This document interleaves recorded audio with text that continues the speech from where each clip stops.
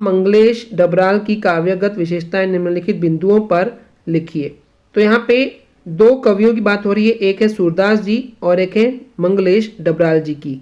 तो यहाँ पे इनकी काव्यगत यानी कि जो इन्होंने कविताएं लिखी है उनकी विशेषताएं निम्नलिखित बिंदुओं पर, नीचे लिखे बिंदुओं पर आपको यहाँ पे बताना है। क्या क्या बताना है? तो दो रचनाएं बताना है, ठीक है। तो सूरदास जी ने दो रचनाएं क्या लिखी है, देन मंगलेश डबराल जी ने क्या लिखी है। वैसे एग्जाम में आपको इन दोनों में से किसी एक के लिए लिखना है, बिकॉज अथवा यहाँ बोला गया है। तो दो रचनाएं बतानी है और काव्यगत विशेषताएं जो इन्होंने कविताएं लिखी है उनकी विशेषताएं, उनकी खासियतें हमको यहाँ पे पूछी गई है। अब चलिए देखते हैं मंगलेश डबराल जी की रचनाएं और काव्यगत विशेषताएं।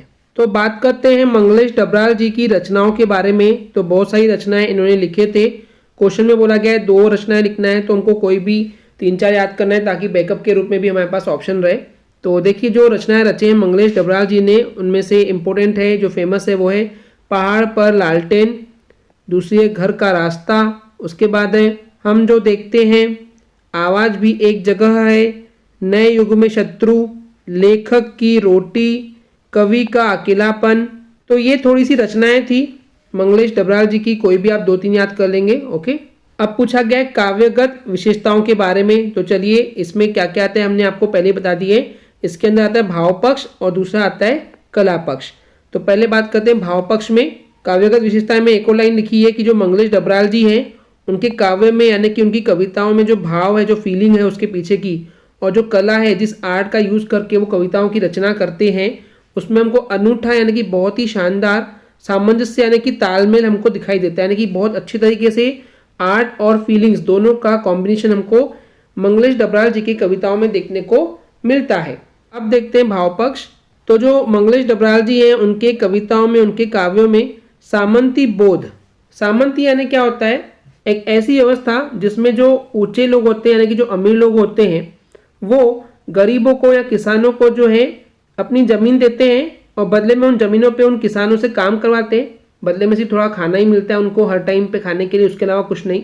तो जो बड़े लोग होते हैं वो छोटे लोगों को जमीन देते हैं अपनी, और उसके बदले उनके लिए वो काम करते हैं। तो ये सिस्टम जो है उसको बोला गया सामंती। तो ये जो सामंती बोध है, जो ये पूरा सिस्टम है। और इसके अलावा जो पूंजीवादी होते हैं, पूंजीवादी यानी कि जिनके पास बहुत सारा धन होता है, पूंजी होती है, और उस पूंजी और धन के जरिए लोग क्या करते हैं, गरीबों को टॉर्चर करते हैं और उनसे बहुत सारा काम करवाते हैं। तो वो जो है वो गरीबों पे बहुत ज़्यादा छल कपट करते हैं उनके साथ। तो इस तरीके से जो मंगलेश डबराल जी की कविताओं में हमने देखे कि सामंती बोध और पूंजीवादी जो छल कपट होता है, इसके लिए साफ साफ स्पष्ट तरीके से उसका प्रतिकार करते हैं, विरोध करते हैं। और ये जो विरोध है वो किसी शोर शराबे के जरिए नहीं करके, ना कि कोई हल्ला वल्ला नहीं करते हैं इसके लिए, बल्कि इसके विरुद्ध, इसके खिलाफ जो है वो एक सुंदर सा सपना रचते हैं कविताओं के जरिए। तो उन सुंदर सपनों के जरिए वो इन सामंती बोध और पूंजीवादी के खिलाफ अपना विरोध प्रदर्शन करते हैं। और जो डबराल जी हैं उनका जो सौंदर्य बोध है वो बहुत ही सूक्ष्म है, यानी कि उनकी कविताओं में जो हमको सौंदर्य, जो सुंदरता देखने को मिलती है वो बहुत ही छोटा है, सूक्ष्म है। सूक्ष्म यानी कि वो छोटी छोटी चीज़ों पे प्रहार करते हैं, छोटी छोटी चीज़ों के बारे में बताते हैं। अगर उदाहरण के तौर पे बात करें जैसे कि संगीतकार, देखिए मेन तो संगीतकार होता है, ऐसा हम बोलते हैं राइट, कि जो सिंगर है वही मेन है। पर देखिए उन्होंने क्या देखे, छोटी चीज़ देखे कि उस सिंगर के आसपास जो छोटे छोटे सिंगर हैं जिसको हम संगीतकार बोलते हैं, जो कि सपोर्ट करते हैं सिंगर को, तो वो उसके बारे में बताते हैं। तो इनका जो सौंदर्य बोध है बहुत ही सूक्ष्म, यानी कि बहुत छोटी छोटी चीज़ों को हम इनकी कविताओं में देखते हैं।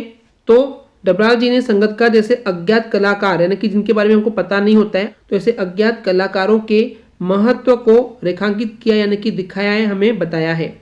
तो ये हो गया भाव पक्ष।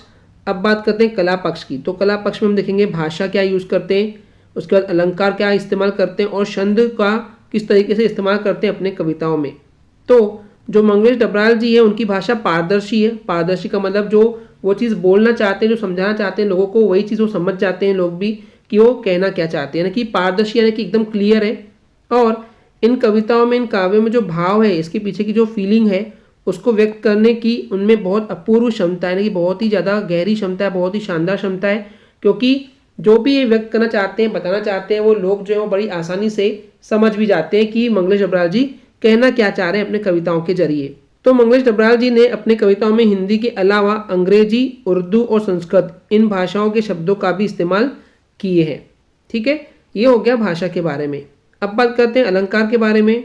तो मंगलेश डबराल का अलंकारों के प्रति मोह नहीं है, यानी कि जो मंगलेश डबराल है वो अलंकारों में अपना मोह नहीं रखते हैं। ऐसा नहीं कि उनको अलंकार यूज़ करना ही है अपनी कविताओं में, ऐसा वो सोच के नहीं चलते हैं। फिर भी अगर हम देखें कि उनकी कविता में हमको कुछ अलंकार देखने को मिलते हैं, जैसे कि हो गया अनुप्रास अलंकार, उपमा अलंकार, रूपक अलंकार, उत्प्रेक्षा अलंकार और पुनरुक्ति प्रकाश अलंकार। ये कुछ अलंकार हैं जिनका सौंदर्य यानी कि जिनकी सुंदरता हमको डबराल जी के कविताओं में देखने को मिलती है।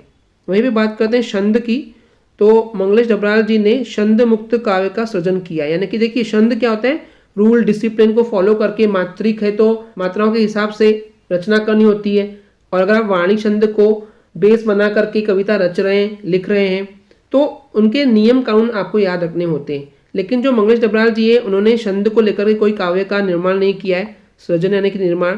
तो ऐसी उन्होंने कोई कविता खास तौर से छंद को ध्यान में रखते हुए नहीं लिखी है, इसलिए वर्ड आया है छंद मुक्त, कि छंद का इस्तेमाल जनरली हमको देखने को नहीं मिलता है इनकी कविताओं में। तो छंद मुक्त कविताओं को ही इन्होंने लिखे हैं। और इनकी कविताओं में अगर हम बात करें भाव के अनुरूप, यानी कि जो उनकी फीलिंग है उसके अनुसार ही आरोहण और अवरोहण देखने को मिलता है।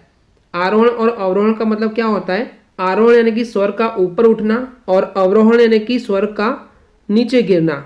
तो स्वर का ऊपर उठना और नीचे आना, तो इसी को बोलते हैं आरोहण और अवरोहण। तो वो अपने भाव के अनुरूप यानी कि भाव के हिसाब से, फीलिंग के हिसाब से वो अपने स्वर को ऊंचा और नीचा करते हैं। तो यही हमको उनके कविताओं में निर्वाह यानी कि जो फ्लो है वो देखने को मिलता है। तो ये थे काव्यगत विशेषताएं मंगलेश डबराल जी की। आई होप आपको ये क्लियर हो गया होगा। अगर आपको हमारी वीडियो से कुछ भी सीखने मिला या नॉलेज मिला तो प्लीज़ हमारे चैनल को सब्सक्राइब कीजिए एंड वीडियो को लाइक ज़रूर करें। आज के लिए इतना ही, थैंक यू।